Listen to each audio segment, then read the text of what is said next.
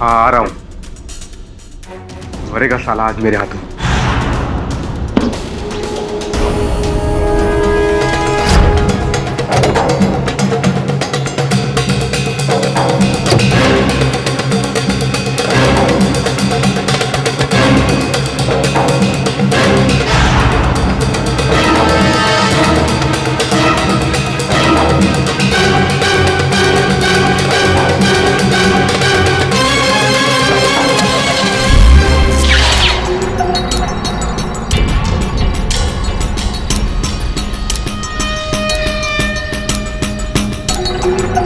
कितनी देर लगा दिया आने में?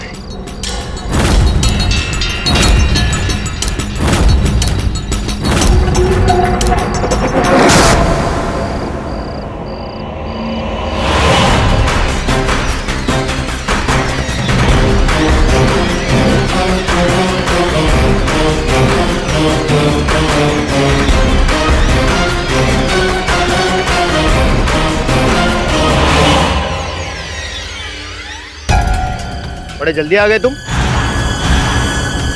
चल माल निकाल। ये क्या मजाक है?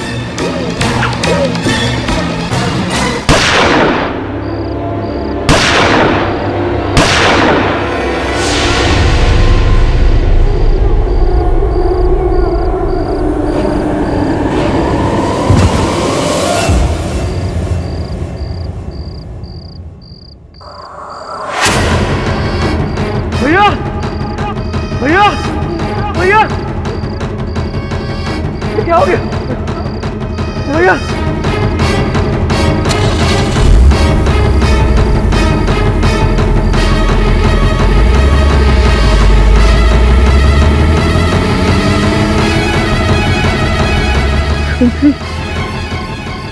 भैया भैया ओ भैया भैया क्या हो गया भैया? आप इस तरह सच्चाई को कैसे झुठला सकते हैं मिस्टर तिवारी? यहाँ इस रिकॉर्ड में जिन जिन विक्टिम्स के नाम दर्ज हैं, मैंने उन सबसे बात की है और उनका कहना है कि उनको एक पैसा कमीशन नहीं मिला। तो क्या मैं झूठ बोल रहा हूँ? सारे पैसे अपनी जेब में डालूंगा। हमें क्या पता, हमने सुना है कि नोएडा में आपने 100 एकड़ जमीन खरीदी है। मिस्टर आचार्य, तुम इस तरह मुझ पर नीच इल्जाम नहीं लगा सकते। आप इतना गुस्सा क्यों हो रहे हैं मिस्टर तिवारी? मैं तो सिर्फ आपसे सवाल पूछ रहा हूँ और आप हमारी जनता को इतने जवाबदेही तो हैं। गलत सवाल है तुम्हारा। मुझ जैसे व्यस्त मंत्री को अपने चैनल में बुलाकर उसका अपमान करना तुम्हें बहुत भारी पड़ेगा मिस्टर आचार्य। यही है वो कमीना मिस्टर पाठक जिसने मेरे हस्बैंड को फंसाया है। Please mister Tiwari, behave yourself. आप कैमरा के सामने हैं, पूरी जनता आपको देख रही है। सौरभ ने आज तक किसी को थप्पड़ भी नहीं मारा, वो किसी का खून कैसे कर सकते हैं?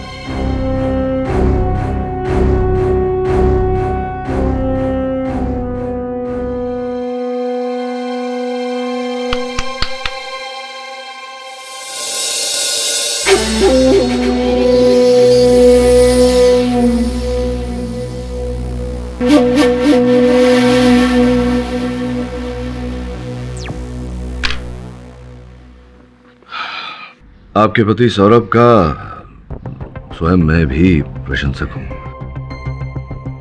हर रात उसका कार्यक्रम देखता हूं। उसका केस अवश्य लड़ूंगा मैं, किंतु उससे पहले मैं भेंट करना चाहूंगा उससे। क्या क्या घटा उस समय उसके मुख से सुनना चाहूंगा। चलिए, इस केस के बारे में तुम जितना जानती हो बता दो, मैं लिख लेता हूं।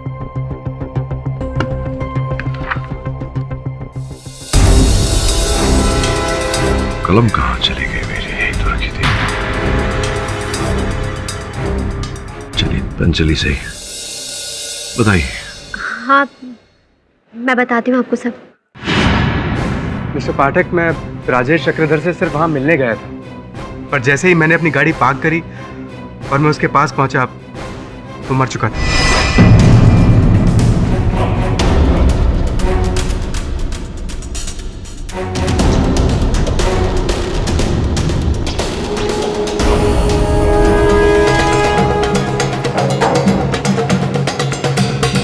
मैं उसकी लाश देखकर दंग रह गया, घबरा गया।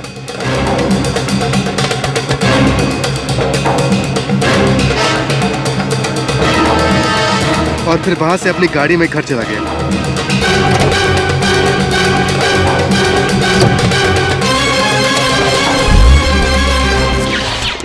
लेकिन इतनी रात गए, इतनी सुनसान जगह पर आप राजेश से मिलने क्यों गए थे?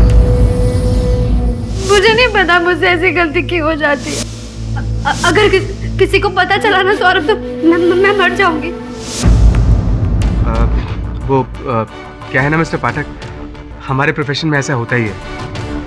न्यूज़ इकट्ठी करने के लिए हमें खबरियों से मिलने जाना पड़ता है। और राजेश मुझे कोई इम्पोर्टेंट खबर देने वाला था,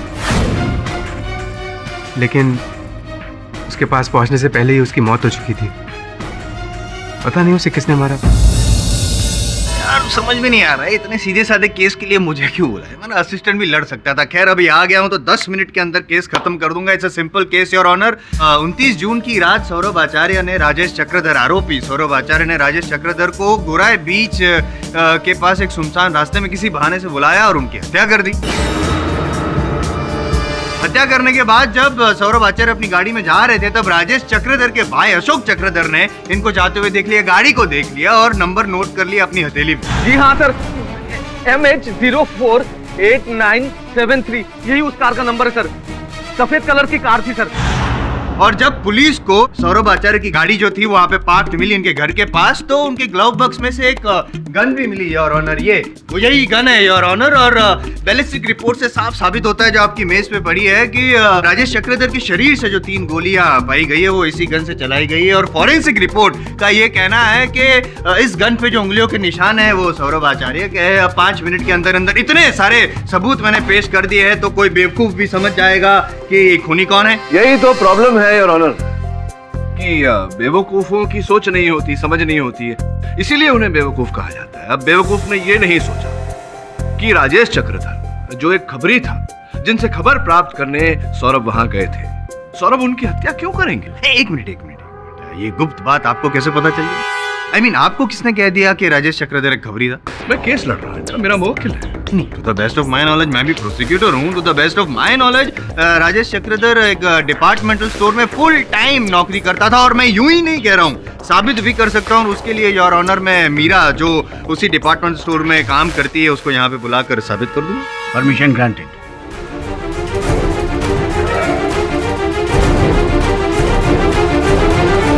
मीरा जी, आप राजेश जी के बारे में जितना भी जानती हैं, जो भी जानती हैं, प्लीज जज साहब को बताइए। योर ऑनर, मैं और राजेश गोरेगांव ईस्ट के शॉप एंड कैफे में साथ में काम करते थे। मैं कैश काउंटर पे और वो सिक्योरिटी में। हम लोग पिछले 4 साल से एक दूसरे को जानते हैं। और सर, मुझे नहीं लगता कि उसे मीडिया या पॉलिटिक्स की कुछ भी नॉलेज होगी सर। और मुझे बिल्कुल भी नहीं लगता कि वो एक खबरी हो सकता है। मुझे लगता है कि ये झूठ बोल रहे हैं। नहीं मीरा जी, देखिए क्या होता है कि खबरी का जो काम होता है वो छिपकर किया जाता है। शायद आप ये नहीं जानती, हो सकता है कि वो खबरी रहे हो, आपको इस बात का ज्ञान ना रहा हो। सर, इन सब के बारे में मुझे कुछ नहीं पता है। जहाँ तक मुझे पता है वो एक खबरी नहीं थे।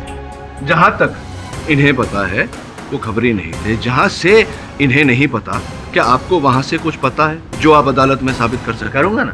करिए, चाहने को कह दीजिए। आप जाइए।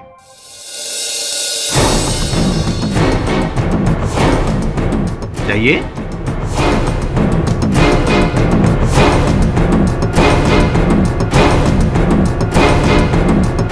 मीरा, आप अपनी जगह पर बैठ जाइए प्लीज।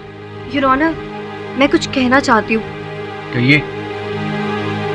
सर, मैंने उस लड़की को कहीं देखा है।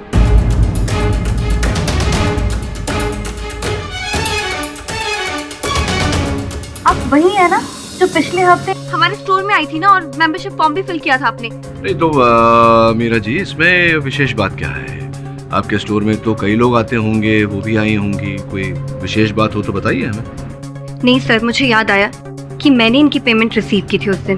तो और इनके चले जाने के बाद राजेश मेरे पास आया था। बिल बना दीजिए।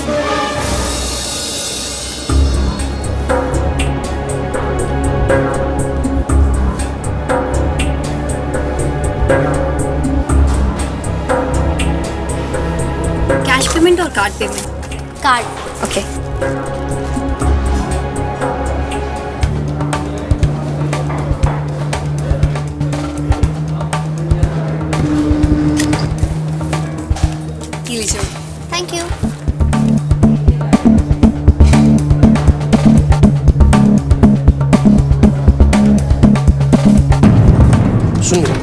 हाँ बोलो। वो जो भी मरून ड्रेस में लेडी शॉपिंग करके गई ना, उसने कार्ड पेमेंट किया या कैश पेमेंट किया? कार्ड से। क्यों? कुछ नहीं, उसने मेंबरशिप फॉर्म भरा है? हाँ। देना जरा मुझे।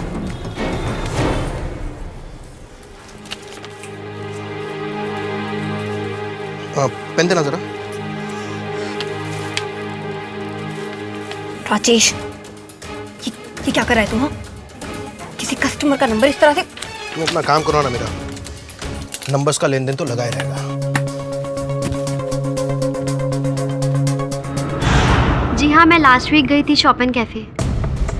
वहाँ मैंने मेंबरशिप का फॉर्म भी भरा था, पर मुझे ठीक से याद नहीं है कि वहाँ काउंटर पर जो लड़की थी वो मीरा ही है। नहीं, वो जो लड़की थी काउंटर पर मीरा, उन्होंने अभी अभी कथन दिया अदालत में कि आपके मेंबरशिप फॉर्म पर से आपका टेलीफोन नंबर लिया था राजेश ने। मैं इसलिए पूछ रहा हूँ जायसवाल साहब, इस तरह से घूरिए मत। सुंदर लड़की है, अक्सर होता है कैफे में जब लड़कियां जाती हैं, लड़के नंबर लेकर लड़कियों को फोन करते हैं। क्या आपको किया था राजेश ने फोन? नहीं, मेरे पास ऐसा कोई कॉल नहीं आया था। क्यों? वैसे मैंने उस दिन फॉर्म पर अपने हस्बैंड का नंबर लिखा था, क्योंकि मैं अपना नंबर चेंज कर रही थी। योर ऑनर पाठक साहब, सौरभ आचार्य को राजेश ने सिर्फ फोन ही नहीं किया था, बट ऑफिस में मिलने भी गया था। और मैं यूं ही नहीं कह रहा हूं, मैं साबित कर सकता हूं, और उसके लिए मैं मयंक को यहाँ कटघरे में बुलाना चाहता हूं।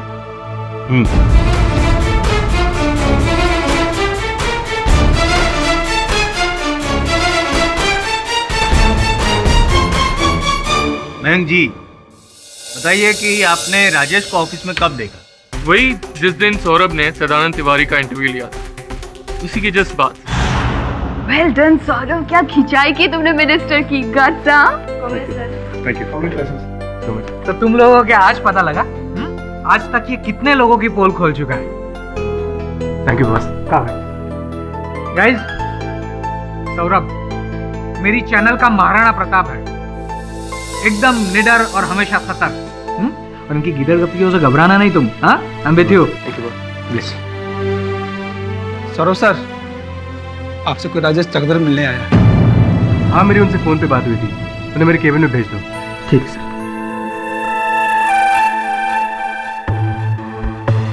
वो सौरभ सर का केबिन वहाँ पर। ठीक है।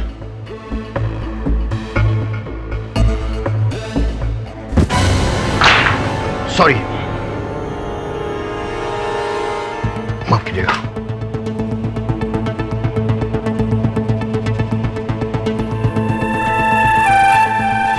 उसके बाद राजेश चक्रधर सीधा सौरभ के कैबिन में चला गया, और उन दोनों के बीच में क्या बातें हुई आई डोंट नो, पर वो डेफिनेटली खबरी नहीं था यार, कोई और था। उतना तो मैं 100% कह सकता हूँ।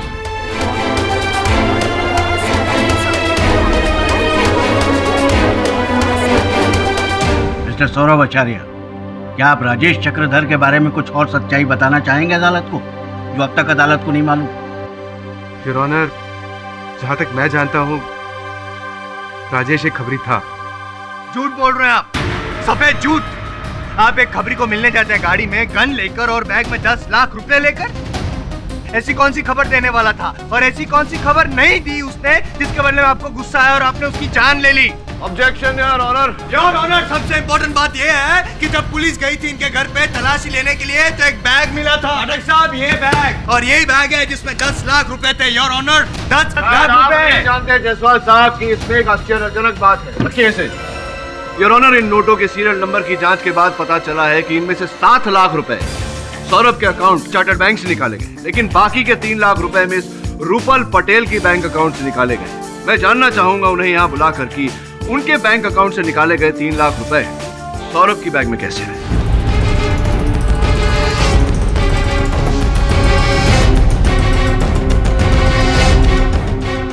ये 3 लाख रुपए आपने अपने बैंक से निकाले थे, क्या ये सही है? जी सर। ये बताइए कि आपके बैंक से निकले हुए रुपए सौरभ जी के पास कैसे पहुंचे और क्यों पहुंचे? एक्चुअली सौरभ ने मुझसे ये पैसे उधार लिए थे,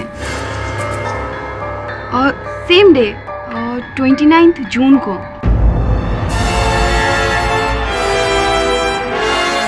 और कुछ काम डिस्कस करने के लिए मैं उसके कैबिन में गई थी। सौरभ, आज शाम की न्यूज़ डिबेट के लिए हमने कुछ फैक्ट्स इकट्ठे किए। डिस्कस करनी थी तुम्हारे साथ। रूपल प्लीज यार, मुझे 2-3 दिन के लिए माफ कर दो। तुम्हें जो भी काम है बॉस के साथ मिलकर हैंडल कर लो। पर तुम इतने परेशान क्यों नजर आ रहे हो? Any problem? हाँ यार, है एक प्रॉब्लम। खैर छोड़ो ना। कम ऑन, बताओ, maybe I can help you. Okay Rupal, can you give me 3 lakh rupees? Urgent requirement है। मैं तुम्हें नेक्स्ट मंथ ही रिटर्न कर दूंगा। वो क्या है कि मेरी वाइफ की मदर आईसीयू में एडमिट है और उन्हीं के इलाज के लिए मुझे बनारस पैसे भिजवाने हैं। ओके, ठीक है, आई गिव इट। थैंक्स। मैंने सौरभ को उसी दिन अपने अकाउंट से 3 लाख रुपए निकालकर दे दिए थे, लेकिन आज सुबह जब मैं अदालत आ रही थी तो बाहर प्रेमिसेस में मुझे सौरभ की वाइफ मिली। हे संजना। हाय। कैसी है आपकी मम्मी अभी? मम्मा बिल्कुल ठीक है। क्यों, क्या हुआ उन्हें? अरे आईसीयू में भर्ती थी ना? नहीं, मेरी मम्मा बिल्कुल ठीक है। किसने कहा तुमसे? आई एम श्योर किसी ने मजाक किया होगा। आधे घंटे पहले मेरी मम्मा से बात हुई है। लेकिन जब खुद संजना कह रही है कि उसकी मम्मी बिल्कुल ठीक है, तो फिर सौरभ ने मुझसे झूठ कहकर 3 लाख रुपए क्यों मांगे?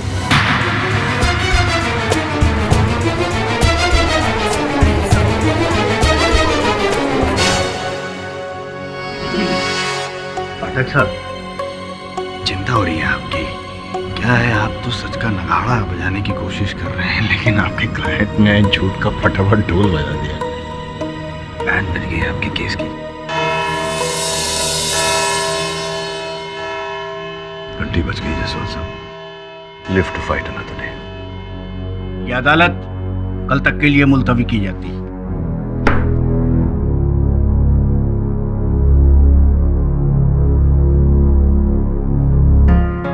क्या कर रहे थे? सर मेरी बाइक की चाबी सर। कमाल है, कभी पेन गुम हो जाती है, कभी बाइक की चाबी। पता नहीं कहाँ गायब हो गई।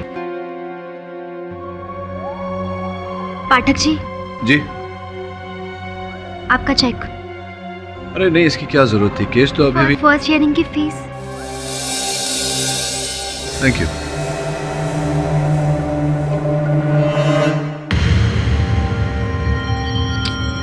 सर बाइक की चाबी नहीं मिली।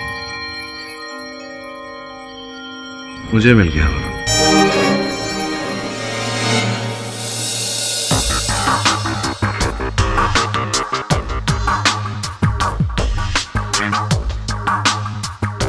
क्या वो सर, संजना जी ने कम पैसों का चेक बनाया? नहीं, पैसे तो ठीक दिए हैं, साथ ही साथ एक संकेत भी दिया है। हाँ, तो इस डायरी में मेरी जो लिखावट है और इस चेक के लिफाफे पर जो लिखावट है संजना जी की, वो उसी स्याही से लिखी गई है, उसी कलम से, जो स्याही का उपयोग मैं करता हूँ, सेंटेड फॉर रिडाइंग। सर, और आपका पेन तो ऑफिस से गायब हो गया था। हाँ, इसका मतलब ये होता है कि वो कलम संजना जी ने गायब की थी।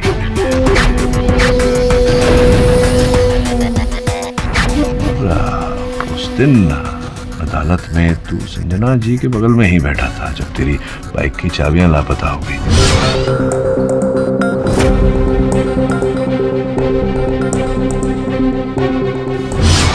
हाँ सर, मेरे बगल में बैठी। इसका मतलब एक काम कर, इसके पीछे चक्कर क्या है ये पता लगाने के लिए तुझे संजना के घर जाना पड़ेगा एक बार। मुझे लगता है कहीं ना कहीं ये सौरभ की झूठ से जुड़ा हुआ है। मैं खुद हैरान हूँ, मुझे नहीं पता राजेश ने मीरा से मेरा नंबर क्यों लिया। क्या काम होगा उसे मुझसे? और मुझे नहीं लगता कि राजेश ने सौरभ को कोई कॉल किया है, क्योंकि अगर ऐसा कोई फ़ोन उनके पास आया होता तो वो मुझे ज़रूर बताते, पर सौरभ ने मुझसे ऐसा कोई जिक्र नहीं किया। मैं कह रही हूँ ना, ये सारी प्लानिंग उस मिनिस्टर की है। आप बिल्कुल टेंशन मत लीजिए, सच जो भी है बहुत जल्दी सामने आ जाएगा। अब संजना जी, आपके घर में शक्कर और चाय पत्ती तो होगी? Of course. If you don't mind, क्या मुझे चाय मिल सकती है? श्योर।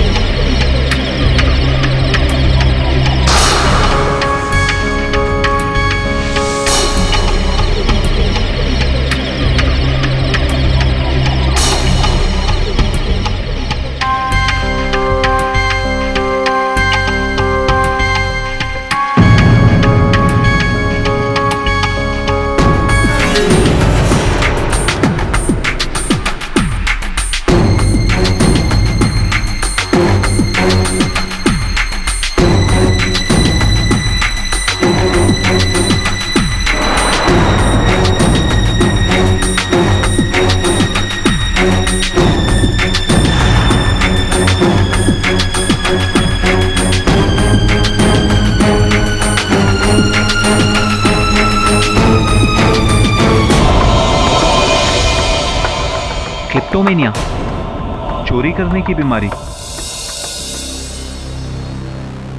मेरी वाइफ एक क्लेप्टोमैनियक है। उसे छोटी मोटी चीजें चोरी करने की आदत है, लेकिन ये सब वो लालच के लिए नहीं करती है। पता नहीं, एक तरह की तलब है। सौरभ, तुम्हारी पसंद की खीर बनाएंगे।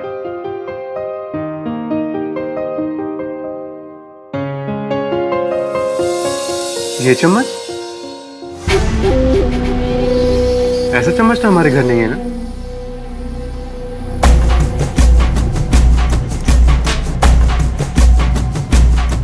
उस रात जब हम डिनर करने गए थे क्लासिक होटल में, वहां देखा था मैंने ये चम्मच।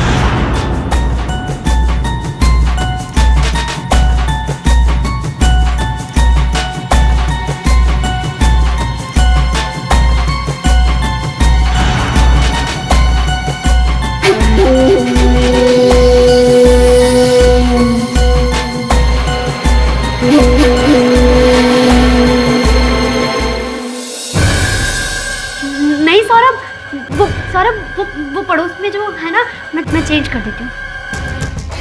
तुमने ये चम्मच चुराया ना संजना? क्या संजना, कब तुम अपनी आदतों से बाज आओगी? कब जाएगी तुम्हारी ये चोरी करने की बीमारी यार? Sorry, really sorry. मुझे भी नहीं पता मैं ऐसा कैसे कर बैठती हूँ।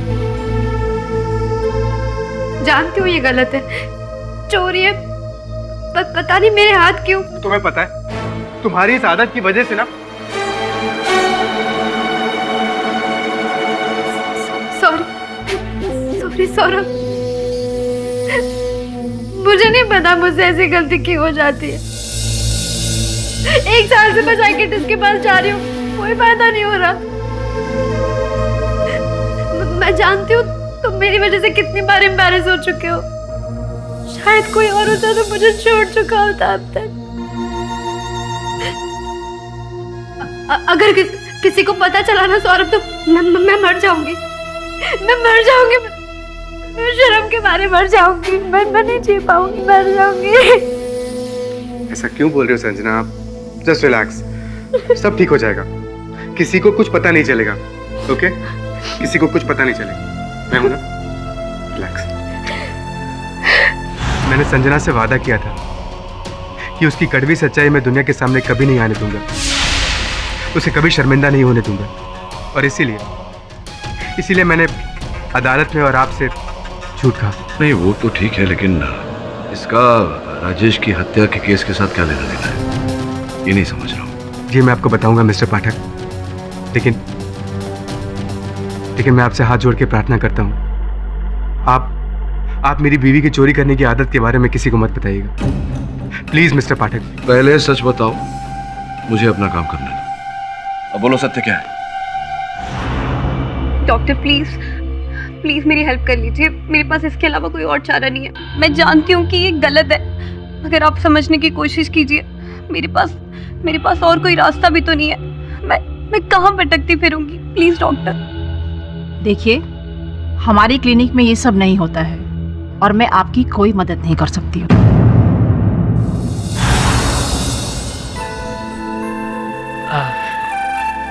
Sorry if I'm disturbing you. Not at all. Have a seat, please. Thank you, sir. Tell me. Boss, वो सौरभ का कुछ पता नहीं क्या होगा, फांसी या फिर उम्र कैद। पर हमें तो 100% अपने शो के बारे में सोचना होगा, और खासकर 9 बजे की न्यूज़ डिबेट जिसके इतने सारे व्यूअर्स हैं, उसके लिए तो नया होस्ट तो डिसाइड करना होगा। इतना टेंशन क्यों ले रहे हो मैंक? होस्ट हमारे सामने है।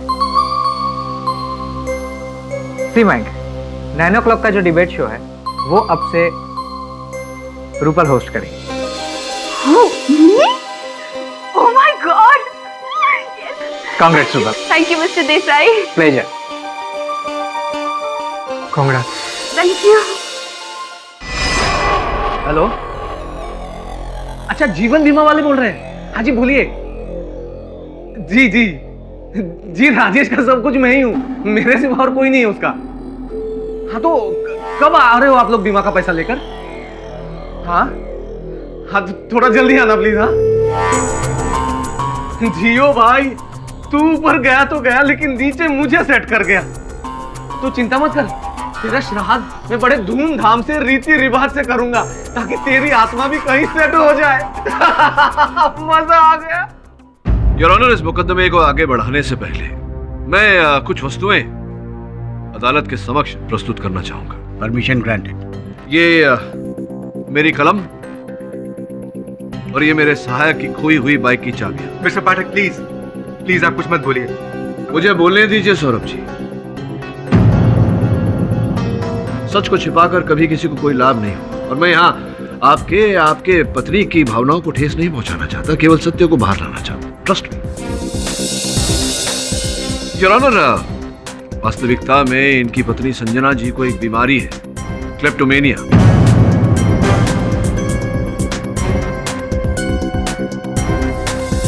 उन्हें वस्तुएं चुराना तो नहीं कह सकते योर ऑनर, उठाने की बीमारी है अपना समझकर।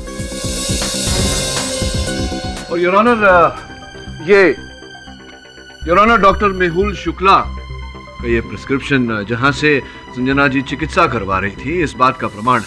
आपके प्रमाण का मुझे सम्मान है पाठक साहब, लेकिन इनकी जो निजी बीमारी है उसका हवाला देके आप केस को भटकाना क्यों चाहते हैं? क्योंकि इस केस का प्रारंभ इस बीमारी के कारण ही हुआ था मिस्टर जायसवाल। संभवतः आपको इस बात की जानकारी नहीं होगी कि ये केस उसी दिन शुरू हुआ था जिस दिन Sanjana ji shop and cafe में गई थी। वहाँ वाउचर भरा था उन्होंने, एग्रीमेंट, वहाँ से उन्होंने ये इत्तर की बोतल चुरा कर अपने बैग में रखी थी।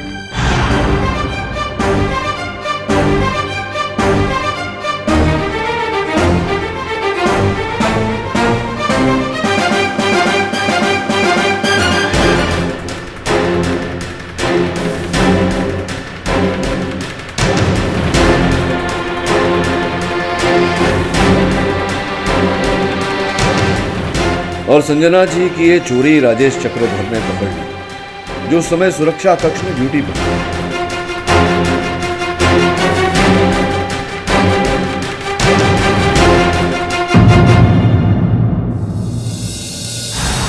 इस घटना के पश्चात योर ऑनर, जैसा कि मीरा जी ने अपने कथन में कहा था, राजेश जी ने उनके मेंबरशिप फॉर्म पे से नंबर लिया, उन्हें फोन किया, लेकिन चूंकि वो नंबर सौरभ जी का था, घंटी इनके फोन पर बजी।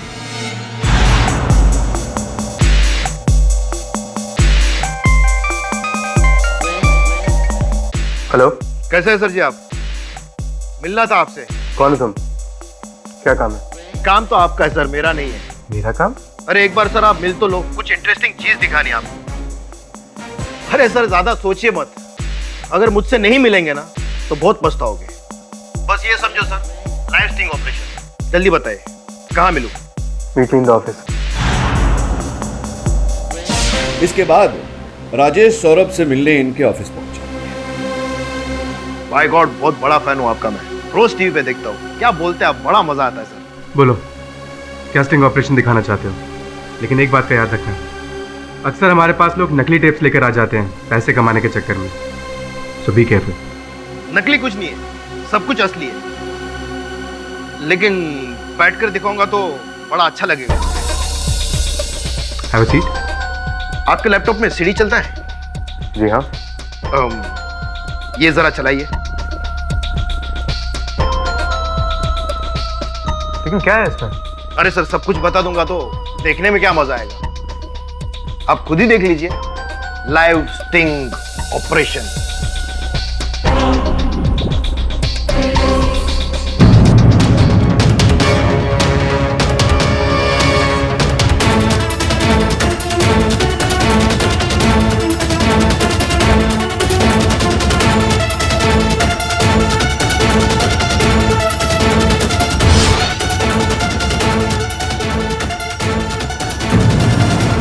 चौंक गए ना journalist Babu?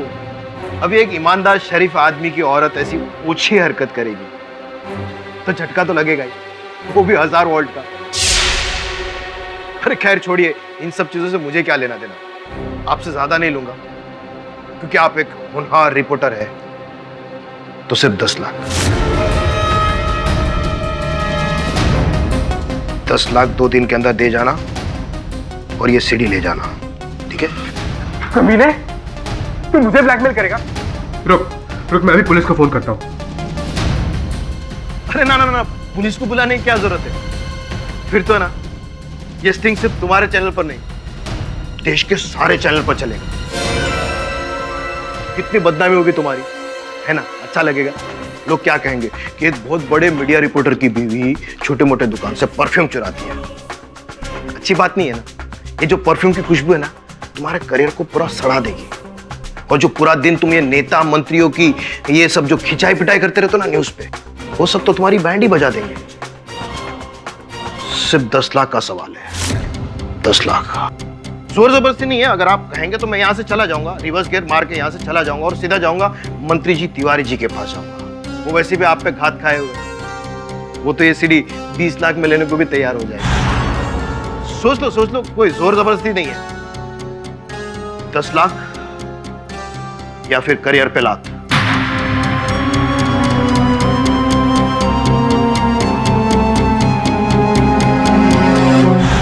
Your honour, Saurabh ji को अपने व्यवसाय से अधिक अपनी पत्नी की चिंता थी, इसीलिए राजेश जी के ब्लैकमेलिंग के आगे इन्होंने अपने घुटने टेक दिए और 10 लाख रुपए देने को राजी हो गए। पैसे जोड़ने में इन्हें 3 लाख रुपए कम पड़ रहे थे, जो रकम इन्होंने रूपल जी से उधार ली।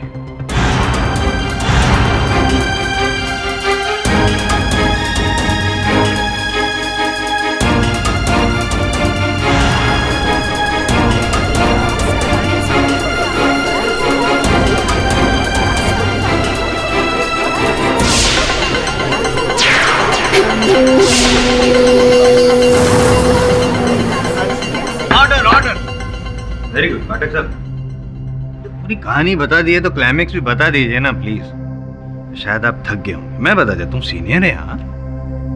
योर ऑनर, अब तक हमें ये पता नहीं चल रहा था कि आखिर सौरभ जी ने राजेश जी का खून किया क्यों, लेकिन अब तो वो भी पता चल गया। मोटिव ऑफ मर्डर क्लियर हो गया योर ऑनर। मैंने किसी की हत्या नहीं किया योर ऑनर। मैं तो राजेश को 10 लाख रुपए देके सीडी हासिल करने गया था, लेकिन वहां पहुंचने से पहले ही राजेश मर चुका था। झूठ बोल रहे हैं आप। खून कुछ हुआ नहीं, खून आपने किया है। खूनी और कोई नहीं, आप ही है, क्योंकि आपकी गाड़ी के ग्लव बॉक्स से ही गन मिला है। I object your honour. Objection overruled. Your honour, किसी की गाड़ी से हत्या का औजार मिलने से कोई हत्यारा प्रमाणित नहीं हो जाता। अच्छा, तो पाठक साहब, आपका ये जो क्लाइंट है वो अगर फिरौती की रकम देने गया था तो अपनी गाड़ी में गन लेके क्यों घूम रहा था, वो भी मर्डर वेपन, क्यों? वो मैं आपको बताता हूँ योर ऑनर। वो गन मैंने अपनी प्रोटेक्शन के लिए रखी थी, क्योंकि एक इंटरव्यू के बाद मुझे धमकी भरे कॉल्स आने लगे थे।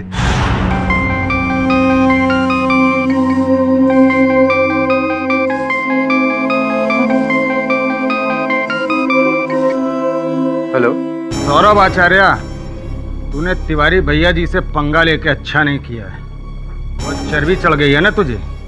कौन बोल रहा है? वो जानकर तू क्या करेगा?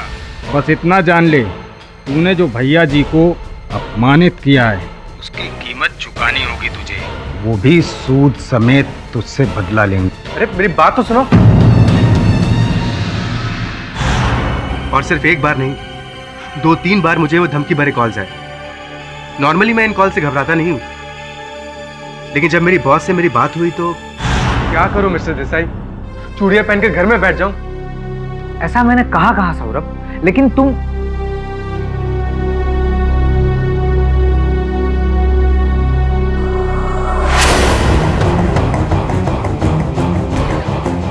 Keep it with you. मैं इस गन का क्या करूंगा मिस्टर देसाई? क्या करूंगा मतलब अपनी हिफाजत करोगे सौरभ? तुम्हें थ्रेटनिंग कॉल्स आ रहे हैं, तुम पर हमला भी हो सकता है, और वैसे भी तुम लेट नाइट घर जाते हो। Please keep it.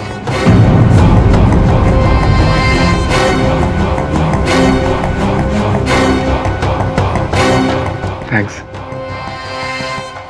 और उसके बाद मैंने गन को कार के ग्लव बॉक्स में रख दिया, क्योंकि मैं जानता था कि घर के अंदर और ऑफिस के अंदर मुझे कोई खतरा नहीं है। यहाँ पे खतरा है, पता है? क्या आपने मतलब गन राजेश से जब मिलने गए तब गन आपने डैशबोर्ड यानी कि ग्लव बॉक्स में रखी थी, सही? जी। और उसके बाद आप गाड़ी से उतरकर चल के गए राजेश से मिलने के लिए। तो मेरे हाथ में गन नहीं थी, सिर्फ बैग मेरे हाथ में था। गन नहीं थी, बैग ही था ना? जी। चलो मान लेते हैं ना, आपकी बात मान लेते, कोई बात नहीं। लेकिन आप जब निकले तब आप गाड़ी तो आपने लॉक की होगी, वो रिमोट कंट्रोल आता है ना, चींचू चींचू।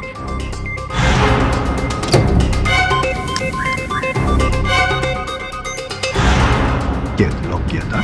और जब आप गाड़ी लॉक करके चल के राजेश तक पहुंचे तो वो दूरी कितनी थी? तकरीबन 2-2.5 मिनट लगे थे मुझे वहां पहुंचने में। सही सही, परफेक्ट। और जब आप वहां तक पहुंचे, राजेश तक, तब वो ऑलरेडी मरा हुआ था। जी हाँ। यहाँ पे आप गलत, खूनी सिर्फ आप ही, आपके अलावा कोई खून कर ही नहीं सकता है। योर ऑनर, लॉजिक वाली बात है कि अगर खूनी कोई और होता, जैसे कि कह रहे हैं, तो जब ये गाड़ी लॉक करके चल के जा रहे थे, राजेश तक पहुंच रहे थे, तो अगर खूनी कोई और होता तो वो खूनी इनके जाने के बाद गाड़ी तक पहुंचा होता, इनकी गाड़ी तक, शीशा या लॉक तोड़ा होता, ग्लव बॉक्स खोला होता, गन निकाली होती, और ये अगर राजेश तक पहुंचते उससे पहले खुद पहुंच गया होता, गोली चला दी होती, हत्या कर दी होती। लेकिन ऐसा हुआ नहीं था।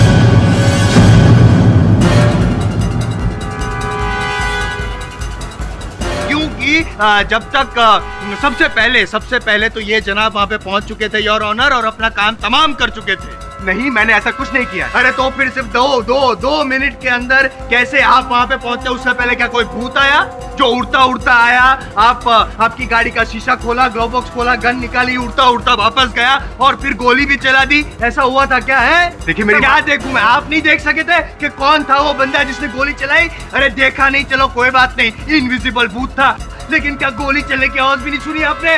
हाँ, अरे झूठ बोल रहे हैं। कितना उल्लू बनाएंगे आप सबको, कितनी झूठी कहानी बनाएंगे। मैं मानता हूँ कि गन कार के ग्लव बॉक्स में थी, मगर मुझे नहीं पता उस गन से खून कैसे हुआ। मुझे कुछ समझ में नहीं आ रहा है, मुझे कुछ समझ में नहीं आ रहा है। मुझे पता है वो खून कैसे हुआ। योर ऑनर, बहुत सिंपल सी बात है, राजेश ने इनको धमकाया, ब्लैकमेल किया कि वो अगर सीडी चाहिए तो 10 लाख रुपए दे। इनको गुस्सा है, गुस्सा तो आना ही चाहिए। आया था कि नहीं गुस्सा? आया था नहीं आया था? चुप है, इसका मतलब कि गुस्सा आया था।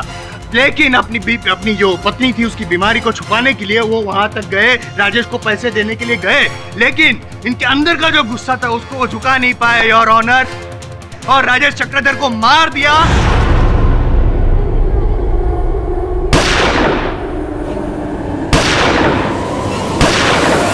End of case. आप फैसला सुना दीजिए, योर ऑनर।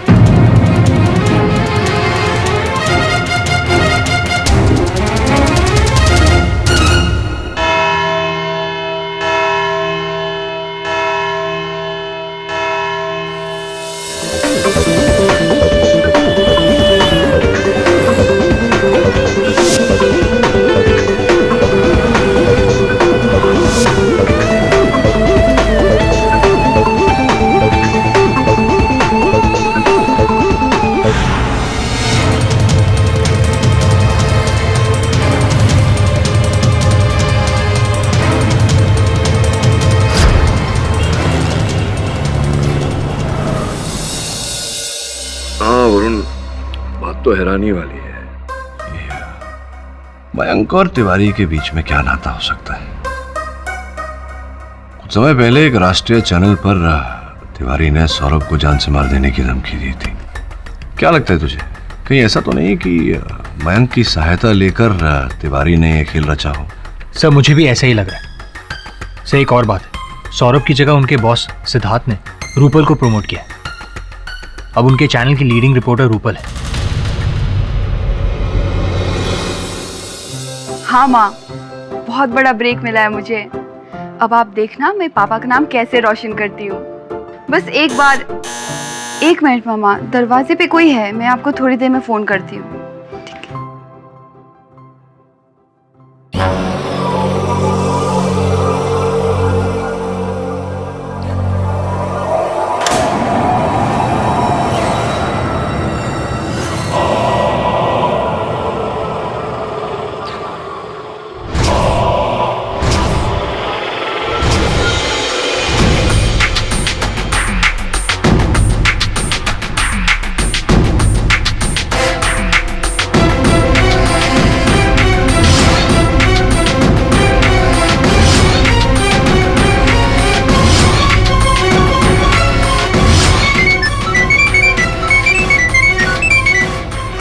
तोहफा मिला मेरा। कौन हो तुम? जानकर क्या करोगी? बस 25 लाख रुपए लेकर रात के 10 बजे जोगस पार्क के पीछे वाले कोस्टा विला आ जाना, वरना ये सीडी। कौन हो तुम जो मुझे ब्लैकमेल कर रहे हो? ये सीडी तो राजेश के पास थी और वो तो मर चुका है। पर धंधा आज भी जिंदा है। टाइम पे आ जाना पैसे लेकर, नहीं तो तुम्हारे गलत काम की ये सीडी सही हाथों तक पहुंच जाएगी। तो इसका मतलब ये हुआ कि सौरभ के इस कांड से, आरोप लगने से सबसे अधिक लाभ रूपल का हुआ है और रूपल ने तुरंत उसे 3 लाख रुपए भी उधार दे दिए थे। ये क्या चक्कर है, समझ में नहीं आ रहा है। एक हाथ पे रूपल, दूसरे हाथ पे तिवारी और मयंक। केस तो उलझता ही जा रहा है। खेल तो अब शुरू हुआ है, न्यू गेम। हेलो, एक बुरी खबर है। वो सीडी किसी और के हाथ लग गई है। एक नया ब्लैकमेलर।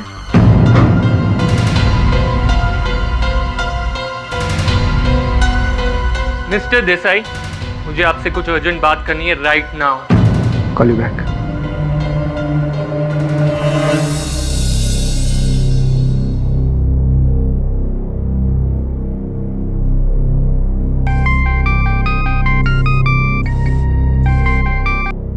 हेलो, कैसी हो मैडम? कौन? हर कोई मुझसे यही सवाल करता है और मैं सबको एक ही जवाब देता हूँ।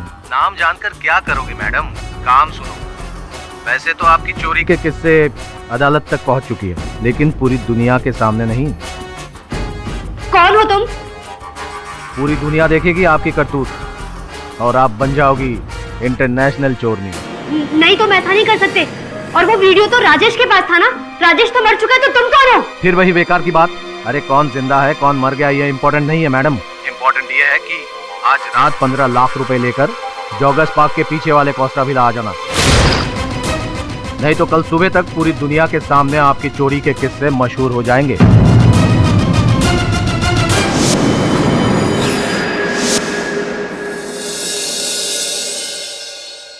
नया ब्लैकमेलर पीसीओ से फोन कर रहा था। कॉल ट्रेस हुआ क्या वरुण? जी सर, मुझे बहुत डर लग रहा है। तुम निश्चिंत रहो संजना, हो सकता है कोई यूं ही तुम्हें बेवकूफ बना रहा है, पैसे ऐंठने की कोशिश कर रहा है। एक बात तो निश्चित है कि जो भी है ये व्यक्ति कोई इस केस से जुड़ा हुआ है, इस केस के हर पहलू को जानता है, लेकिन इस बात की कोई गारंटी नहीं कि वो सीडी उसके पास है या नहीं। तो बुलाया है तो मिलने तो जाना पड़ेगा। जाएगा वरुण? Yes sir.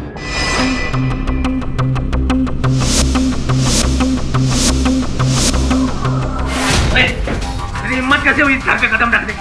मुझे पता नहीं ये घर अब मेरा है, मेरा। देख अशोक, मैं ना तेरी मुंह नहीं लगना चाहती। मेरा कुछ जरूरी सामान रखा है अलमारी में। ओए खबरदार अशोक, मेरा सामान। खबरदार, तेरी सारे पैतरे समझ रहा हूँ मैं। राजेश के बैंक के पेपर मारने आई है ना तू, ताकि सब कुछ तू हथिया सके। सामान रखा हुआ है मेरा वहाँ पे। ए चुप! खबरदार, अगर एक कदम भी आगे बढ़ाया, चल निकल निकल। और आज के बाद इस घर के आसपास नजर भी नहीं आना, नहीं तो टांग तोड़ के तेरे हाथ में दे दूंगा। चल।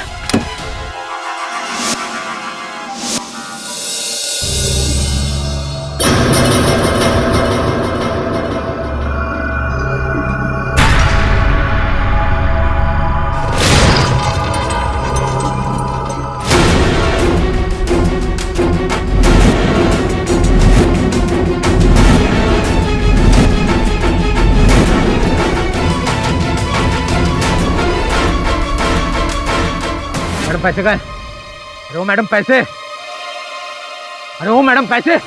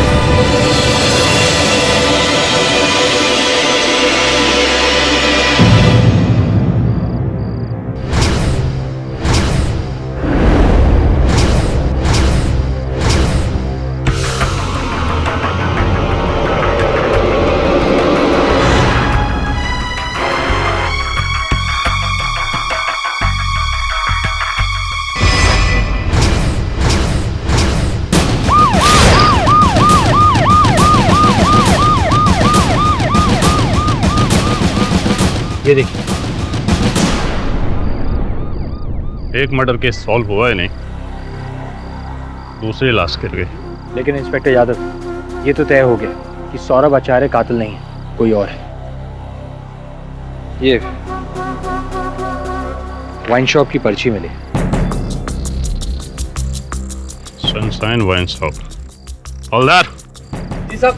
पता करो ये पर्ची किसकी है, किसने वहां से शराब खरीदी है। अरे यार, क्या हुआ वहाँ?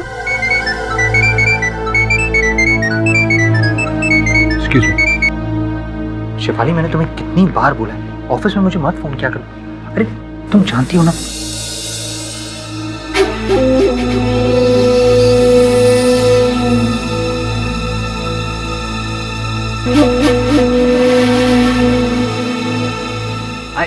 आई लव यू यार। बाय। आप अभी तक गई नहीं? जब तक मुझे ब्लैकमेलर का पता नहीं चलेगा मुझे नींद नहीं आएगी। वरुण, क्या हुआ वहाँ पर? वो वरुण, क्या सुन रहा हूँ मैं? रूपल की हत्या हो गई? क्या? हाँ सर, मैं जब कौशबिला पहुंचा तो थैंक गॉड मैं घर नहीं गई। उस ब्लैकमेलर ने उसे मारा होगा। देखिए संजना जी, आप निश्चिंत रहिए।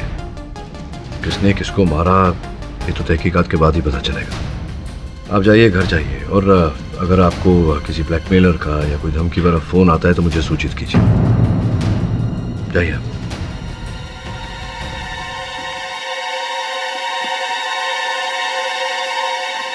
वरुण, क्या हुआ? क्या तू गया? क्या कुछ मिला? सर, एक वाइन शॉप की पर्ची मिली थी, मैंने इंस्पेक्टर यादव को दे दी। और फिर जब मैं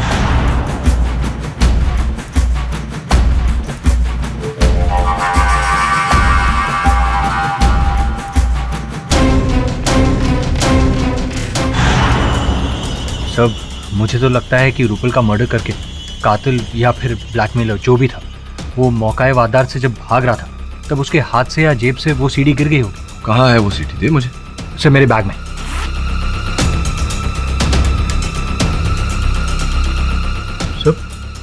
सर वो सीडी मैंने डायरी के बीच में रखी थी और वो डायरी इस बैग में थी। पता नहीं डायरी कहाँ गायब हो गई। डायरी गायब नहीं हुई है, डायरी गायब कर दी गई है, और गायब करने वाली अभी अभी कुछ समय पहले वहीं बैठी थी, छतों पर। क्लेप्टोमेनिया।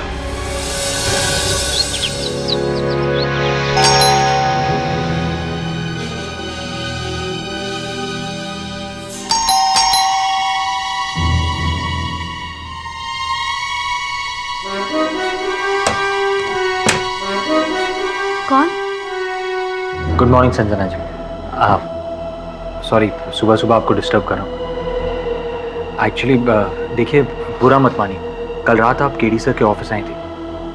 कहीं गलती से आप मेरी डायरी नहीं, आई मीन अनजाने में, यू सी, देखिए उस डायरी में ना एक बहुत इंपॉर्टेंट सीडी है। नहीं, मिस्टर पाठक के ऑफिस से मैंने कोई डायरी नहीं ली।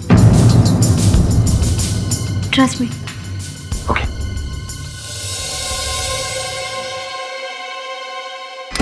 हाँ सावंत, पता किए थे वाइन शॉप का? शाबाश, चलो गाड़ी निकालो।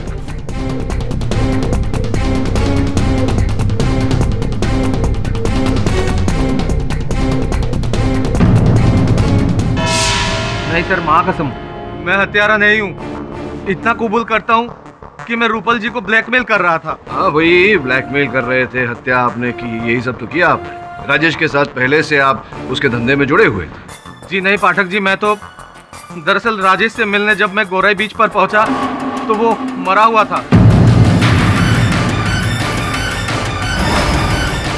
और उसके जेब से मुझे कुछ सीडी भी मिली।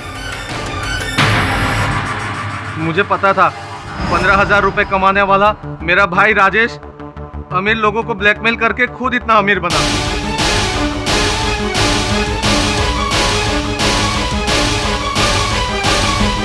मेरे अंदर भी थोड़ी लालच आ गई साहब।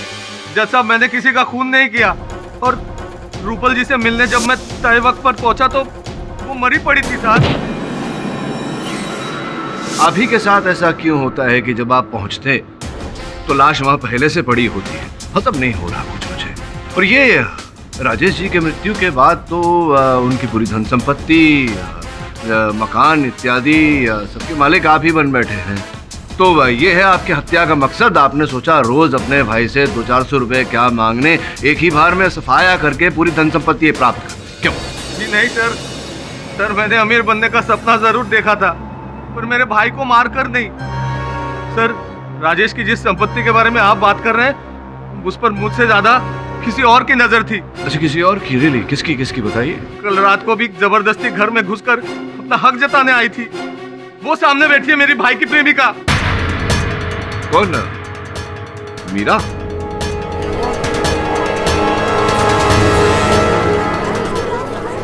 ऑर्डर। योर ऑनर, राजेश के घर में अपना कुछ सामान वापस लेने गई थी। अच्छा, कैसा सामान? वो एक बार मैं राजेश के घर उसके साथ गई थी तो मैं अपना हैंडबैग वहीं पे छोड़कर आ गई थी। कल मैं उसके घर के सामने से गुजर रही थी तो मैंने सोचा कि अपना हैंडबैग वापस लेकर के आ जाती हूँ। बस इतनी छोटी सी बात पर ये बेवड़ा इतना भड़क गया और इतना बड़ा बवाल मचा दिया इसने। सर मुझे लगता है ना कि राजेश का खून इसी ने किया है, ताकि राजेश की सारी प्रॉपर्टी का अकेला हिस्सेदार बन जाएंगे। अब जानती है मीरा जी, मेरे सहायक वरुण के द्वारा ऐसी जानकारी मुझे प्राप्त हुई है जिसके कारण एक नया उद्देश्य सामने आया है राजेश जी की हत्या का। आप किस सच्चाई की बात कर रहे हैं mister Pathak? Your honour, Meera ji कुछ समय पहले ही एक डॉक्टर के पास गई थी। डॉक्टर के पास गई थी? नहीं, डॉक्टर विमला अवस्थी। ऑनर, इस केस में डॉक्टर का क्या लेना देना? जायसवाल साहब, लेना देना ये है कि डॉक्टर विमला अवस्थी एक गायनाकोलॉजिस्ट है। मीरा जी उनके पास गर्भपात कराने गई थी। तो हुआ ये कि आप डॉक्टर विमला अवस्थी के पास, जो एक गायनाकोलॉजिस्ट हैं, उनके पास गई गर्भपात कराने, जिसका ये अर्थ होता है कि आपके पेट में बच्चा था। आपके अपने कथन के अनुसार आपके और राजेश के बड़े नजदीकी संबंध थे, तो स्पष्ट रूप से जो बच्चा आपके पेट में था वो राजेश का ही होगा संभवतः। और जब आपने राजेश से ये बात कही और विवाह करने का दबाव डाला तो प्राय जैसे होता है राजेश ने इनकार कर दिया होगा। नहीं कर सकता इस वक्त शादी में। तुम इस बच्चे का क्या करूं राजेश? गिरा दो। गिराऊंगी, सिर्फ तुम्हारे पाप को नहीं, इस बच्चे के बाप को भी। लेकिन मैंने राजेश का खून नहीं किया है। मैं मानता हूँ आपकी बात को मीरा जी, और पाठक साहब प्लीज आप मेरी बात मान लीजिए कि राजेश की जो हत्या हुई है वो सौरभ की गन से ही हुई है। मानते हैं ना आप मेरी बात? जहाँ तक योर ऑनर मीरा का पहुँचना नामुमकिन है, तो साफ है बात कि राजेश चक्रधर का खून सिर्फ और सिर्फ सौरभ आचार्य ने ही किया है। योर ऑनर, अभियोग पक्ष महोदय का बस चले तो ये रूपल जी की हत्या भी मेरे मुवक्किल के सर मढ़ दे। इनके पास कोई तथ्य नहीं है ये साबित करने का कि जेल में से सलाखों के पीछे से मेरे मुवक्किल अचानक मिस्टर इंडिया बनकर ओझल हो गए और रूपल की हत्या करने के पश्चात पुनः वापस लॉकअप में लौट आए। मैं मानता हूँ ना आपकी बात, मैं मानता हूँ रूपल का खून किसी और ने किया है, किसी और मकसद से किया है, और वो क्या है वो अभी साबित करूँ। लेकिन योर ऑनर, उसके लिए मुझे अशोक चक्रधर को यहाँ कटघरे में एक बार फिर बुलाना हो। अशोक चक्रधर जी, आपने ये तो बता दिया अदालत में कि आप रूपल जी को ब्लैकमेल कर रहे थे, लेकिन ये नहीं बताया आपने कि क्यों ब्लैकमेल। खैर आपकी गलती नहीं है, शायद पाठक साहब आपने पूछा नहीं, कि कोई बात नहीं, मैं पूछ लेता हूँ। बताइए क्यों ब्लैकमेल कर रहे थे आप रूपल जी को? वो सर एक्चुअली राजेश भाई की जेब से मुझे जो सीडी मिली थी उसमें रूपल जी का एक वीडियो था। बंद कमरे की ऐसी तस्वीरें जिसके बारे में बताते हुए मुझे शर्म आ रही है सर। पर ये जो है ना सौरभ आचार्य, ये आपको इसके बारे में डिटेल में बता सकते हैं सर। क्यों बता सकते हैं? क्योंकि उस सीडी में रूपल जी के साथ कोई और नहीं बल्कि यही थे। क्या नाम इल्जाम लगा रहे हो तुम मुझ पर?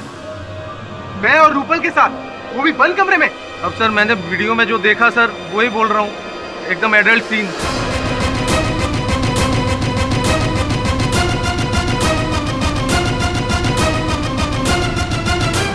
अरे जायसवाल साहब, ये आप इतने वरिष्ठ वकील हैं, आप तो जानते हैं कि केवल कथन देने से कुछ नहीं होता, साथ में प्रमाण भी होना चाहिए। ये आपने पूछा नहीं अपने गवाह से कि वो सीडी कहाँ है? कोई बात नहीं, मैं पूछ लेता हूँ, कहाँ है वो सीडी? सर वो सीडी एक्चुअली खो गई सर। खो गई? सर रूपल जी का लाश देखकर जैसे ही मैं हक्का वक्का वहां से भागा तो वो रास्ते में कहीं मेरे पॉकेट से गिर गई सर।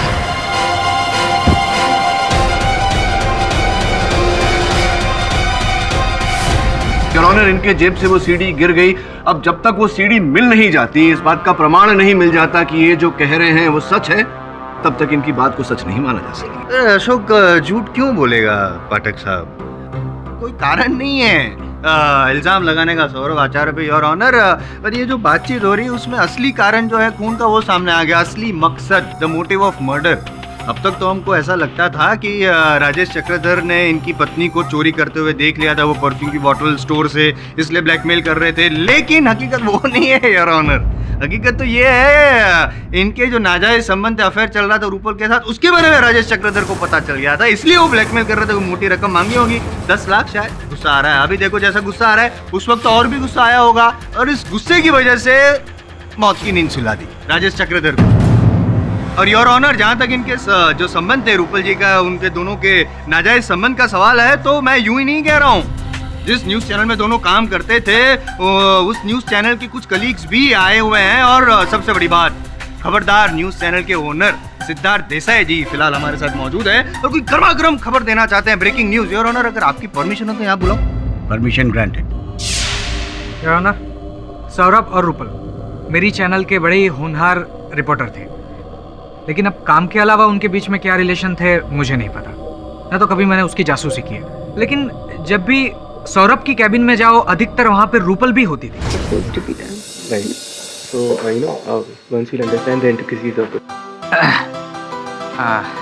मैंने आप लोगों को ज़्यादा डिस्टर्ब तो नहीं किया? नहीं बॉस। एनीवेज, इतनी रात हो गई, आप लोगों को घर नहीं जाना क्या? जाएंगे बॉस, लेकिन काम खत्म होने के बाद। ओके, ठीक है। रात रात भर वो लोग चैनल में रुकते भी थे, लेकिन क्या काम करते थे मुझे नहीं पता।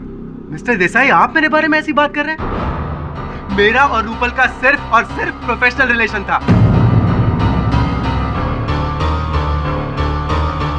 रात भर जग के मैं चैनल की टीआरपी बढ़ाने के लिए काम कर रहा था। सौरभ, ये बात मैं ऑलरेडी अदालत में बता चुका हूं, और तुम्हारी काबिलियत पे मुझे कभी भी कोई शक नहीं था। ये बात तुम भी अच्छी तरह से जानते हो, राइट? लेकिन योर ऑनर, जब मैंने रूपल को सौरभ की जगह पे प्रमोट किया तो मयंक ये काफी मुझसे खफा थे, यहां तक कि मेरी कैबिन में भी आए और मुझसे झगड़ने लगे। मिस्टर देसाई, मुझे आपसे कुछ अर्जेंट बात करनी है right now. Call you back. इतने गुस्से में क्यों बात कर रहे हो? लेकिन तो क्या करूं, आपके चैनल का सबसे पुराना रिपोर्टर हूं मैं। सोचा था सौरभ के मर्डर केस में फंसने के बाद मेरे लिए गोल्डन चांस था, पर नहीं, वो चांस आपने रूपल को दिया, जो एक वक्त मेरी असिस्टेंट हुआ करती थी, उसे सीधा मेरा सीनियर बना दिया। ये मैं बिल्कुल सहन नहीं करूंगा मिस्टर देसाई। जिस तरह सौरभ की करियर क्या लाइफ बर्बाद हुई है ना, उसी तरह मैं रूपल की लाइफ भी बर्बाद करके रहूंगा। ऐसा मजा चखाऊंगा उसे कि इस जन्म क्या, अगले जन्म तक याद रखेगी। रूपल जी को मजा चखाने वाले भद्र पुरुष आप ही हैं मयंक जी। नहीं मिस्टर भट्ट, उस वक्त मैं काफी गुस्से में था, इसलिए ऐसा बोल गया। मेरा कुछ ऐसा इरादा नहीं था। अगर आपके सामने आपके जूनियर को प्रमोशन मिल जाए और आप वहीं के वहीं चिपके रहे तो थोड़ा तो बुरा लगता है, पर थैंक गॉड मिस्टर देसाई को रेजिग्नेशन सौंपते ही मुझे एक ओवरसीज चैनल में चीफ न्यूज रिपोर्टर का जॉब मिल गया। हाँ, राइट। अगर मुझसे भूल नहीं हो रही तो ये वही सिंगापुर वाली चैनल है जिसमें मंत्री तिवारी जी के साले साहब की भागीदारी है। अब सीधा मेरे मन में ये प्रश्न उठता है कि ऐसा क्या किया आपने मंत्री तिवारी साहब को प्रसन्न करने के लिए, जिसके कारण उन्होंने आपको वहां सिंगापुर वाले चैनल में चीफ रिपोर्टर की नौकरी देकर प्रसन्न नहीं किया? आपकी तो बोलती बंद हो गई। मंत्री जी से पूछता हूँ, तिवारी साहब मयंक को कब से जानते हैं? अब इतना कहाँ याद रहता है, कितने जर्नलिस्ट मिलते रहते हैं, मयंक भी कभी मिला होगा। हाँ, क्योंकि पहले कभी आपको उसके साथ नहीं देखा, तो आजकल बड़ी घोर साँठ-गाँठ चल रही है आप दोनों के बीच। मेरे सहायक ने आप दोनों को आपकी गाड़ी में एक साथ देखा और आपने अपने साले साहब के चैनल में बड़ा ऊंचा पद दिलाया है मैम को। तो क्या क्या कारण है, क्यों इतने दयालु बन रहे हैं आप मैम पर? इस केस का इससे क्या लेना देना है? ये क्या वाहियात सवाल है जज साहब? नहीं नहीं नहीं, बिल्कुल उचित प्रश्न किया है मैंने तिवारी जी। योर ऑनर, पिछले महीने ही एक राष्ट्रीय चैनल पर तिवारी साहब ने सौरभ आचार्य से प्रतिशोध लेने की बात की। उसके 2 दिन बाद ही राजेश की हत्या हो गई। तो पूरी तरह से संभव है योर ऑनर कि ये पूरी योजना तिवारी साहब ने रची हो, मयंक की सहायता लेकर। मयंक से पहले सौरभ जी के बारे में पूरी जानकारी प्राप्त की हो और फिर एक षड्यंत्र के तहत इनकी गाड़ी से गन निकालकर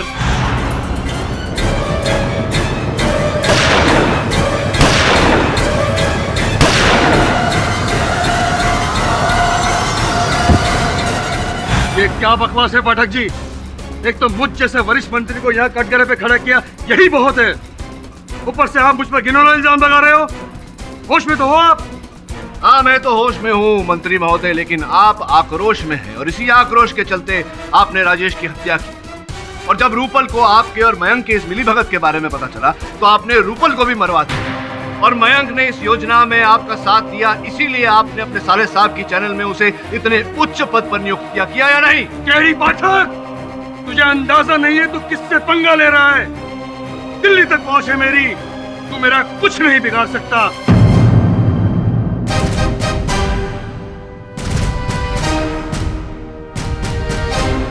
ये जो मुझ पर इल्जाम लगा रहा है ना, तुझे तेरी औकात दिखा कर ही रहूंगा मैं। तेरा वकालतनामा रद्द नहीं करवा दिया तो मेरा नाम भी सदानंद तिवारी नहीं। Your honour. मिस्टर तिवारी, आप प्लीज शांत हो जाइए। जनता के प्रतिनिधि होकर इस तरह का अभद्र व्यवहार आपको शोभा नहीं देता। यह अदालत तब तक किसी को भी गुनहगार नहीं मानती जब तक आरोप पूरी तरह साबित नहीं हो जाता।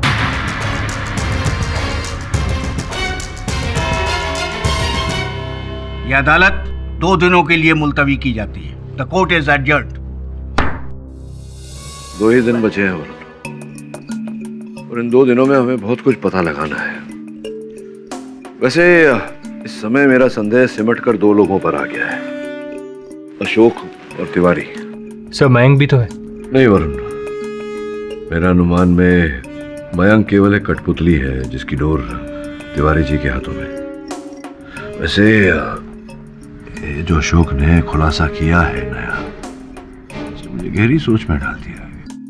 ये वास्तव में रूपल और सौरभ के बीच कोई आपत्तिजनक संबंध तो नहीं था जिसके कारण पहले राजेश सौरभ को ब्लैकमेल कर रहा था और फिर अशोक रूपल को। सर, अगर सौरभ हमसे एक बार झूठ बोल सकता है तो 2 बार क्यों नहीं? काश वो सीडी गुम नहीं हुई होती तो आज इस रात से पर्दा उठ चुका होता कि अशोक कितना सच बोल रहा है। झूठ बोल रहा है वो।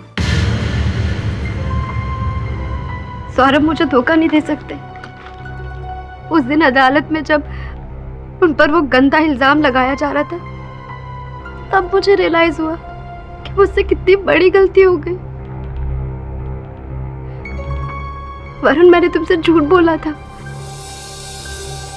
उस रात तुम्हारी डायरी मैंने चुराई थी जिसमें तुमने वो सीडी रखी थी। तो फिर आपने मुझे बताया क्यों नहीं? क्योंकि घर जाते वक्त वो बैग मुझसे ऑटो में छूट गया। इतनी मुश्किल से एक सबूत मिला था। उससे मैं अपने हस्बैंड को बेगुनाह साबित कर सकती थी, लेकिन मैंने वो भी खो दिया। बैठिए, बैठिए।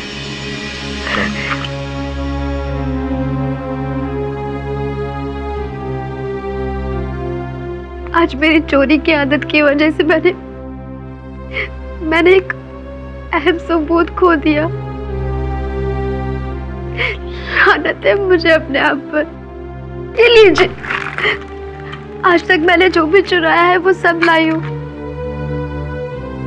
ये सब आप पुलिस पे दे दीजिए और मुझे जो भी सजा मिलेगी उसके लिए मैं तैयार हूँ।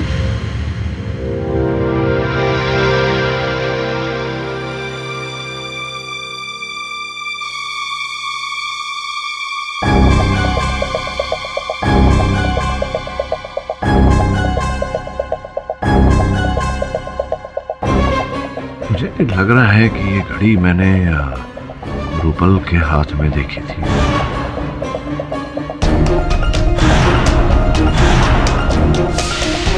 रूपल की घड़ी है, देखी। सेकंड हियरिंग के वक्त मैं रूपल के पास बैठी थी और मैंने उसके बैग से ये वॉच निकाल ली थी।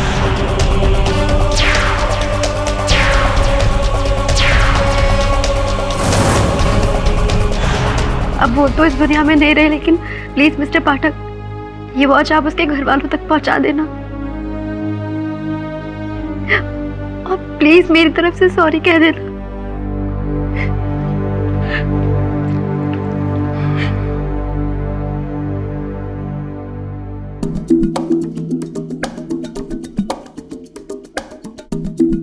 वरुण, इस घड़ी के पीछे एस लिखा हुआ है। अगर एस फॉर सौरभ है तब तो इस घड़ी के सीरियल नंबर से पता लगा कि ये कौन सी दुकान से बिकी थी और इसे किसने खरीदी थी। जी सर। नहीं मिस्टर पाठक, मैं और रूपल सिर्फ एक प्रोफेशनल कलीग थे। हाँ, लेकिन जब उसे मालूम पड़ा कि मैं एक खबरदार न्यूज़ चैनल छोड़कर एक नया न्यूज़ चैनल ज्वाइन करने वाला हूँ, तो वो मेरे साथ ज़्यादा टाइम स्पेंड करने लगी, क्योंकि वो मुझसे मीडिया की बारीकियाँ सीखना चाहती थी। वो जानती थी कि मुझसे ज़्यादा और कोई भी इस फील्ड में इतना एक्सपीरियंस नहीं है। लेकिन क्यों छोड़ रहे थे आप खबरदार न्यूज़ चैनल? सर, एक्चुअली एक राइवल चैनल ने मुझे डबल पैकेज और अपनी कंपनी में पार्टनरशिप ऑफर की थी। अब आप ही बताइए, इतना ल्यूक्रेटिव ऑफर मैं कैसे छोड़ सकता था? काम तो आपने दिलवा दिया तिवारी जी, पर अब ज्वाइन कैसे करूँ? वो केडी पाठक ने कोर्ट से ऑर्डर लेकर मेरे बाहर जाने पर रोक लगा दी। अब जब तक इस केस का फैसला नहीं हो जाता, मैं सिंगापुर नहीं जा सकता। जाएगा बच्चा, तू जरूर जाएगा सिंगापुर। और ये केडी पाठक तेरा कुछ नहीं बिगाड़ सकता। उसकी तो मैंने कानून मंत्री से शिकायत कर दी है। लाइसेंस जब्त होके ही रहेगा उसका। सजा उसी को मिलेगी जिसे हम चाहेंगे, और सजा भी ऐसी वैसी नहीं, सजाए मौत।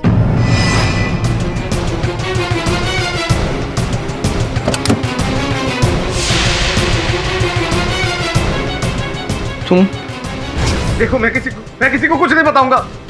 मानना नहीं, मैं किसी को कुछ नहीं बताऊंगा। प्लीज नहीं मानना।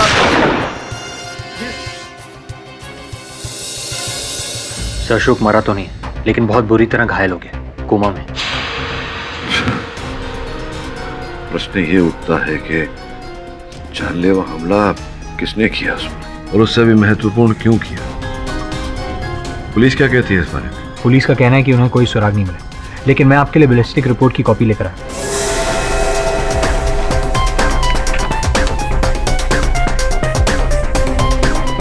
Glock 23 RTF-1। ग्लॉक 23 RTF-1 नहीं। रूपल मर्डर केस की बैलिस्टिक रिपोर्ट कहाँ है? Sir, drawn.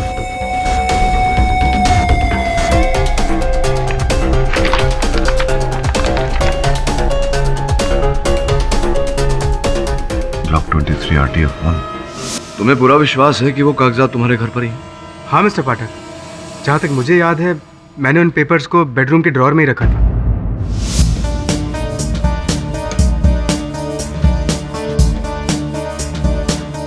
Good job. जैसा कि मैंने सोचा था वैसा ही है। मैं इन कागजात को लेकर अदालत जाता हूँ तो अस्पताल चल, और जैसे ही अशोक को होश आ जाए मुझे फोन करना। जी सर।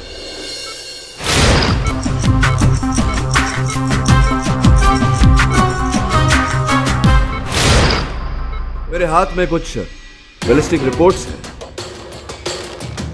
प्रथम रिपोर्ट उन गोलियों की है जिनके कारण रूपल की हत्या हुई। इस रिपोर्ट से स्पष्ट होता है कि वो गोलियां ग्लॉक 23 RTF-1 नामक बंदूक से चलाई गई थी। द्वितीय रिपोर्ट, योर ऑनर, उन गोलियों की है जिससे अशोक पर हमला किया गया। इस रिपोर्ट से स्पष्ट होता है कि वो गोलियां भी ग्लॉक 23 RTF-1 से चलाई गई। तृतीय रिपोर्ट, योर ऑनर, उन गोलियों की जिससे राजेश को मारा गया। फर्क केवल इतना है योर ऑनर कि वो बंदूक ब्लॉक 23 RTF-1 का नया प्रतिरूप है, ब्लॉक 23 RTF-2। पाठक साहब, क्या नॉलेज है आपके पास गन की? क्या बात करूं? बात करिए ना, क्यों बात तो करिए? आप अभी फिलहाल उसकी बात मत कीजिए। क्या लगा रखा है? RTF, BTF, रेंज 1, रेंज 2, नया पुराना, क्या है योर ऑनर? Time waste. ये सब गन का नॉलेज यहाँ पे अदालत में देके क्या साबित करना चाहते हैं? क्या रिश्ता क्या है? ये रिश्ता आपको तब समझ में आता ना जब आप 10 मिनट प्रतीक्षा करते हैं। मैंने कहा ना आपसे, जरा समय दीजिए अपने कार्य को, तो हो सकता है सफलता प्राप्त हो। योर ऑनर, इसे और स्पष्ट करने के लिए और प्रमाणित करने के लिए मैं खबरदार न्यूज चैनल के कर्ता धर्ता सिद्धार्थ जी को कटघरे में बुलाने की अनुमति चाहता हूँ। अनुमति।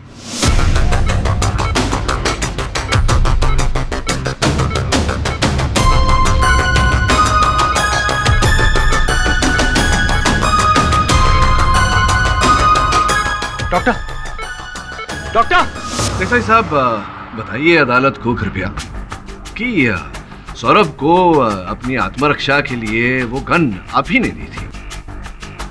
गन का मॉडल क्या था देसाई साहब?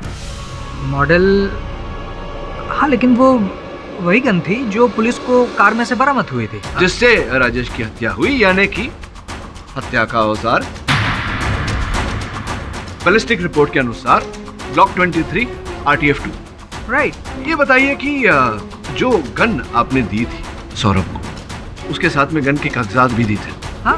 उन कागजातों पर क्यों ऐसा लिखा है कि आपने जो गन सौरभ को दी थी वो ब्लॉक 23 RTF-2 नहीं, ब्लॉक 23 RTF-1 थी, उससे पुराना मॉडल। यानी कि आपने ये पिस्तौल नहीं दी थी उसे आपने ब्लॉक 23 RTF-1 दिया था। वही मॉडल की गन योर ऑनर, जिससे रूपल पर गोलियां चलाई गई, जिसके कारण रूपल की जान गई। वही गन योर ऑनर, जिससे अशोक पर गोलियां चलाई गई, और अशोक इस समय अस्पताल में जीवन और मृत्यु के बीच संघर्ष कर रहा है। क्या मैं सही कह रहा हूं या नहीं? मिस्टर पाठक, मेरी कुछ समझ में नहीं आ रहा है, आप क्या बोल रहे हैं? खुद बात है देसाई साहब, इतनी सरल सी बात आपको समझ में नहीं आ रही। सिंपल योर ऑनर, जब देसाई साहब ने सौरभ को वो बंदूक दी ही नहीं थी, तो फिर उस बंदूक से सौरभ किसी की हत्या कैसे कर सकता है?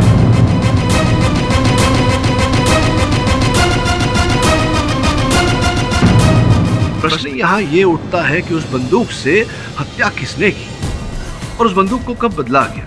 योर ऑनर, स्पष्ट है कि ब्लॉक 23 RTF-2 से, यानी कि इस बंदूक से, नए मॉडल से राजेश को मारा गया, और फिर वो बंदूक इनके गाड़ी में पड़ी हुई बंदूक से बदली गई। किसने बदली?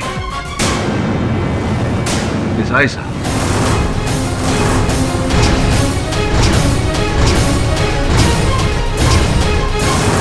मेरी जानकारी के अनुसार ये दोनों पिस्टल्स के मालिक आप थे। 2009 में आपने ब्लॉक 23 RTF-1 खरीदा, और उसके 4 साल बाद जब उसका नया मॉडल आया RTF-2, तब आपने बाजार से वो भी खरीदा। कमाल है मिस्टर पाठक, क्या गन का नया मॉडल खरीदना कोई गुनाह है क्या? नहीं, लेकिन बंदूकें खरीद कर लोगों की हत्या करना ये तो दंडनीय अपराध है देसाई साहब। Mister Pathak, do you have any idea?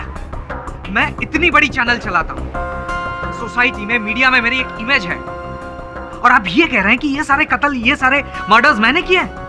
और ये सब मर्डर करने के बाद मैं एक ऐसे आदमी को फंसाऊंगा जो मेरी चैनल का इतना बड़ा रिपोर्टर है, नंबर 1 रिपोर्टर है, उसी को मैं फंसाऊंगा?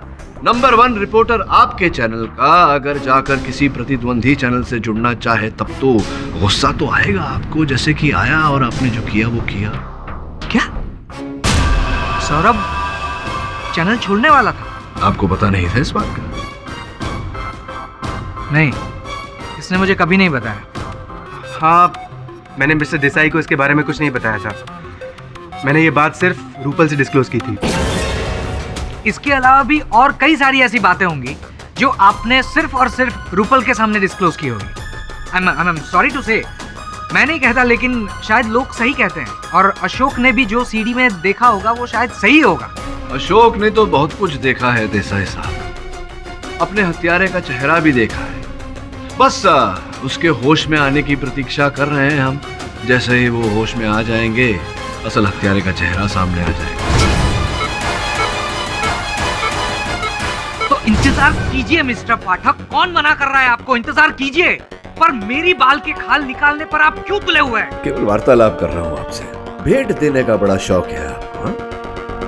कि ये से एक बड़ी प्यारी सी महंगी सी घड़ी है मेरे जेब में नहीं। अब ये मत कहना कि इस घड़ी को आप नहीं पहचानते। हाँ मैं बताऊं यार आप? नहीं, ये घड़ी मैंने रूपल को दी थी। अब आप कहेंगे कि मेरा और रूपल का कोई चक्कर था, राइट? प्रश्न पूछने से पहले ही आप भाग गए और आपने उत्तर दे दिया। वाह क्या बात है।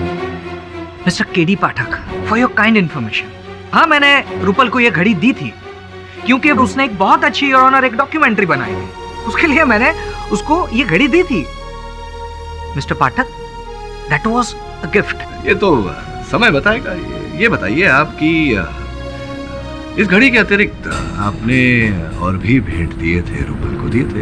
पुलिस ने रूपल के घर से ऐसी कई वस्तुएं बरामद की हैं, कीमती नेकलेस, हीरो से जड़े अंगूठी इत्यादि इत्यादि। और तहकीकात करने पर पुलिस ने ये पता लगाया है कि आप ही ने उनके दाम भरे और आप ही ने भेंट स्वरूप दिए थे उन्हें। Mister Pathak, stop it please. Your honour, मैं शादीशुदा इंसान हूँ। अब मिस्टर पाठक इस तरह से मेरे कैरेक्टर पे पॉइंट आउट कैसे कर सकते हैं? और अशोक ने भी जो सीडी देखी है उसमें सौरभ और रूपल एक साथ साथ। देसाई साहब, वो जो सीडी थी जो अशोक ने देखी थी, वास्तव में उस पर रूपल और सौरभ नहीं, रूपल और आप थे।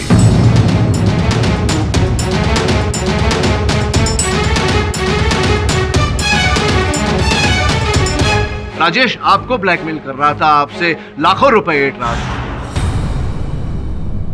ओ सिद्धार्थ बाबू आ गए, क्या बात है। चल अब जल्दी से सीढ़ी निकाल। अरे नहीं सिद्धार्थ बाबू, इतनी जल्दी कैसे दे सकता हूँ? वो सीढ़ी तो मेरे लिए सोने के अंडे देने वाली मुर्गी है। लेकिन तू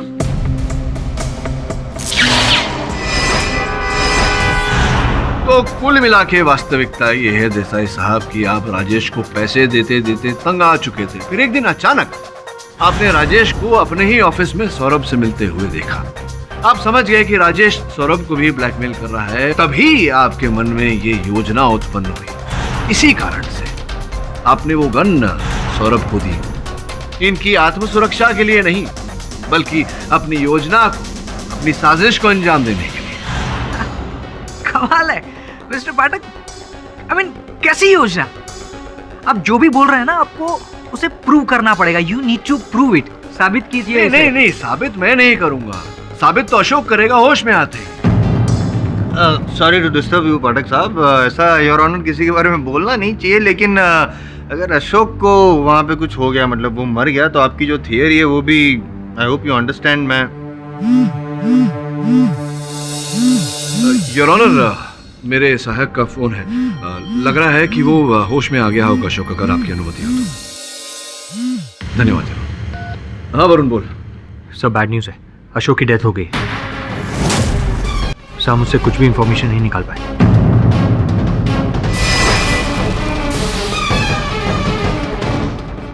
अच्छा क्या बात है, दैट्स गुड न्यूज़ वरुण। होश आ गया अशोक को?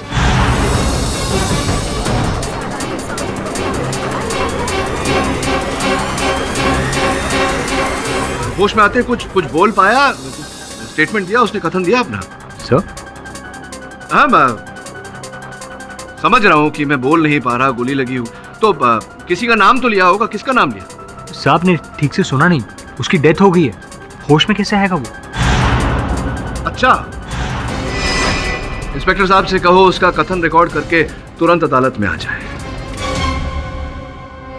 हाँ तो देसाई साहब, सुलझ गई सारी उलझन। अब जैसा कि आपने कहा था, थोड़ी प्रतीक्षा कर लेते हैं। ज्यादा दूर तो है नहीं अस्पताल, इंस्पेक्टर साहब आते ही होंगे, या थोड़ा बहुत समय अदालत का बचाना चाहेंगे। क्या करना चाहेंगे? राजेश और रूपल दोनों का मर्डर मैंने किया है।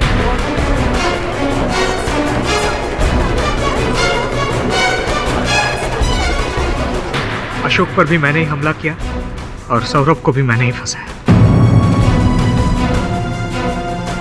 जब मुझे पता चला कि सौरभ राजेश से मिलने जाने वाला है, मुझे किसी भी कीमत पर वो सीढ़ी चाहिए।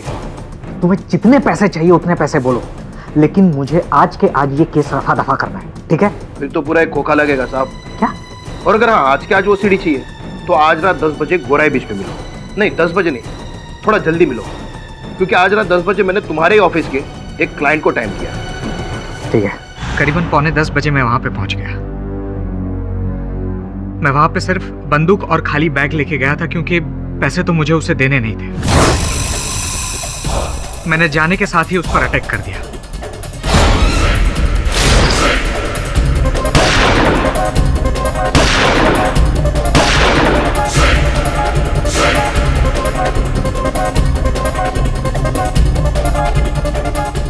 उसको मारने के बाद सीढ़ी ढूंढने के लिए मैंने उसकी जेब की तलाशी ली, लेकिन तभी मैंने एक गाड़ी की आवाज़ सुनी।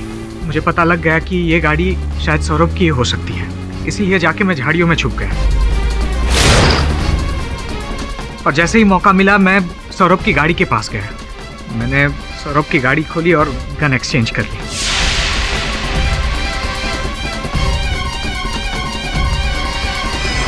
सब कुछ मैं जैसा चाह रहा था वैसे ही हो रहा था। एक तीर से मैंने 2 शिकार कर दिए थे। जो आदमी मुझे ब्लैकमेल कर रहा था मैंने उसको भी मार डाला था, और सौरभ, हालांकि सौरभ ने मुझे बताया नहीं था कि वो चैनल छोड़ के जाने वाला है, लेकिन मुझे पता लग गया था, इसलिए मैंने उसे भी फंसा दिया। सब कुछ मेरे प्लान के हिसाब से हो रहा था जज साहब, लेकिन तभी उस रूपल का फोन आया। एक बुरी खबर है, वो सीडी किसी और के हाथ लग गई है, एक नया ब्लैकमेलर। रूपल को मैंने बहुत समझाया। अशोक ने जहाँ पर हमें बुलाया था मैं वहाँ पे रूपल को लेके गया। नया ब्लैकमेलर है अभी, लेकिन मुझे किसी से कोई सीक्रेट्स नहीं छुपानी। मतलब हमारे अफेयर के बारे में तुम्हारी बीवी का क्या रिएक्शन होगा, उसे मुझे कोई लेना देना नहीं है। तुझे तब समझ में नहीं आया जब तुझे प्रमोशन दिया था। मुझे कोई लेना देना नहीं। सुन मेरी बात, अगर मेरी बीवी को पता लग गया ना तो तुझे कहीं के नहीं छोड़ूंगा मैं। मुझे कहीं का नहीं छोड़ेगा, मैं तुझे कहीं का नहीं छोड़ूंगी।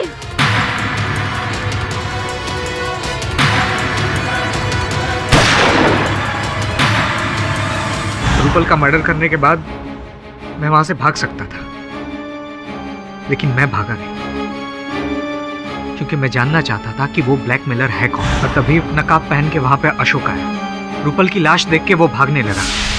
अशोक तू? मैंने कोई खून नहीं किया। तू ही रूपल को ब्लैकमेल कर रहा था ना? बोल, सीढ़ी किधर? सीढ़ी कहाँ? सीढ़ी थी लेकिन लगता है गिर गई। मैं और अशोक सीढ़ी ढूंढने लगे कि तभी वहां पे वरुण आ गया। इसलिए मैं और अशोक बिना सीढ़ी लिए ही वहां से भाग गए। मैंने उसे 3 लाख रुपए दिए सीढ़ी का राज छुपाने के लिए, और ऊपर से और 5 लाख रुपए दिए सौरभ के बारे में झूठी गवाही देने के लिए। देसाई साहब, आपको अशोक को मारने की जरूरत क्यों पड़ी? क्योंकि इतने पैसे देने के बावजूद भी वो मेरा राज खोलना चाहता था। मेरे पास और कोई ऑप्शन नहीं था, इसीलिए मैंने तय किया कि मैं इसका भी खून कर दूंगा।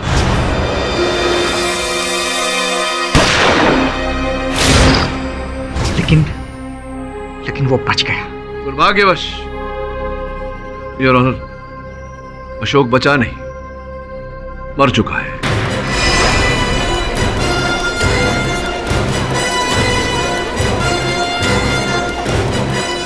आपने एक नहीं 3 खून किए हैं देसाई साहब। अभी तो आपने कहा कि वो मरा नहीं, बच गया है, और उसका स्टेटमेंट। देसाई साहब, कभी कभी सीधी उंगली से घी ना निकले, थोड़ी टेढ़ी कर लेनी चाहिए। Defence rest your honour. सभी पक्षों और गवाहों को सुनने के बाद यह अदालत सौरभ आचार्य को इस केस से बाइज्जत बरी करती है और सिद्धार्थ देसाई को इन तमाम हत्याओं के जुर्म में फौरन हिरासत में लेने का हुक्म देती है। The case is closed. ना, इस समय मैं आपसे कुछ कहना चाहता हूँ। सुना है कि आप छुट्टी पर जा रहे हैं। थक गया। क्या बात है। ऑल द बेस्ट आपके सफर के लिए। आप जाकर वहाँ ताज़ी हवा में सांस लीजिए, और आपके यहाँ ना होने से जो ताज़ी हवा यहाँ उत्पन्न होगी हम उसमें सांस लेंगे। क्यों? और भी दिलचस्प कहानी देखने के लिए हमारे चैनल को सब्सक्राइब करें और बेल आइकॉन दबाना न भूलें।